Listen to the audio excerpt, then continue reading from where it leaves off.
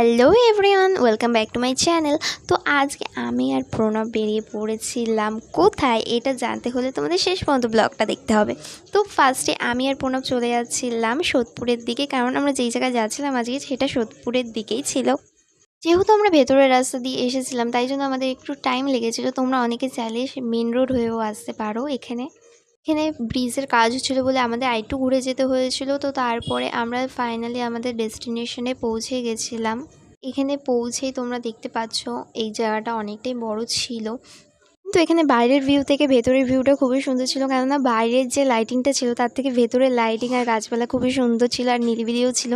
চাইলেই তোমাদের মনের মানুষ বা বন্ধু বান্ধবদের নিয়ে অবশ্যই আসতে পারো এই ক্যাফেতে। এই ক্যাফেটা ভীষণই সুন্দর আর নিরিবিলি শান্ত।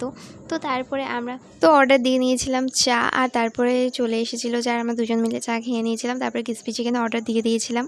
তো এখানে যদি